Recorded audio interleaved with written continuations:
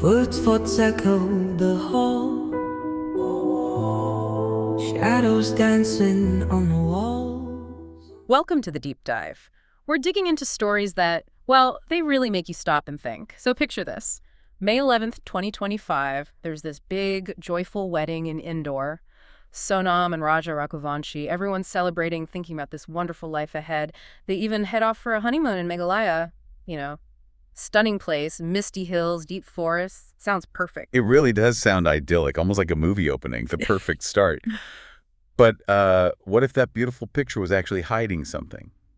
Well, something sinister. Exactly. That's what we're getting into today. This is our deep dive into a case we're calling Honeymoon Homicide, a betrayal in Meghalaya. We've gathered information from police investigations, news reports, accounts from the families, trying to understand how things went so tragically wrong. It turns out, unknown to Raja, his new wife Sonam was allegedly still deeply involved with someone else, Raj Kushwaha. He was an accountant at her family's business. Still involved? How involved? Well, police found evidence of hundreds of calls and messages between them, even after she got married to Raja. So this wasn't just, lingering feelings. It seems much more active than that. Okay, so more than just an affair then. This sounds like planning. That's what the investigators allege, that Sonam and Raj actually plotted Raja's murder together.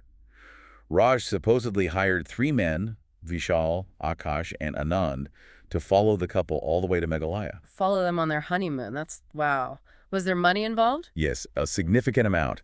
The reports say Raj paid 50,000 euro up front. That's maybe $600 with a promise of 4 lakh over $4,800 once the job was done. So this was a transaction, a planned hit, essentially. It certainly looks that way based on the police case. Cold and calculated. And this plan, it eventually came to a head. It did. On May 23rd, Sonam and Raja went to visit Sadon Falls. It's known for being beautiful, but also quite remote, near Cherrapunji. Okay, isolated spot. What happened there? According to the investigation, Raja sat down for a rest. Sonam allegedly moved away slightly, which police believe was the signal. Then the attackers ambushed him. Ambushed him? How? With machetes. Multiple blows to the head. It sounds incredibly brutal. And then they threw his body into a deep gorge nearby. Oh my God, and nobody found him right away? No. Because it was so remote, his body wasn't discovered for over a week. Meanwhile, back in Indore, Raja's family started panicking. They couldn't reach him. His scooter was found abandoned near the area. A week? That must have been agony for the family. How did they finally find him? They had to use drones, actually. On June 2nd, drones spotted his body, which was already decomposing. And Sonam, what was she doing during all this? Well, she sort of vanished for a bit, but then she surrendered to police in Uttar Pradesh. Her initial story was that she'd been kidnapped along with Raja. Kidnapped. Did that hold up? Not for long.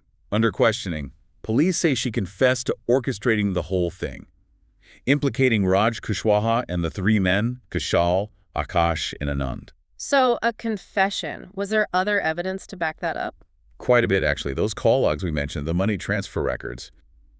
And get this, police apparently found Instagram footage. Instagram footage? Of what? Showing the alleged attackers Vishal, Akash, and Anand actually trekking some distance behind Sonam and Raja near the falls. Almost like they were being shadowed on camera. That is incredibly chilling.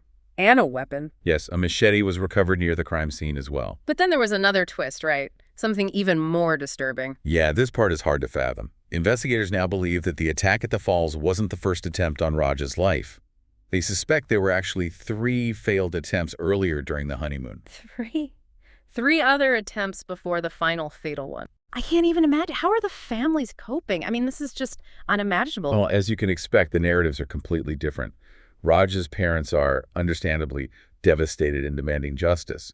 They want a CBI probe that's India's top federal investigative agency, and they're calling for the death penalty for everyone involved. And didn't his father mention something unusual? He did. He spoke about Tantra Mantra, basically black magic, suggesting Sonam used it to manipulate Raja. It shows, I think, how desperately they're searching for answers, for any way to make sense of such incomprehensible violence. Right, trying to grasp the why.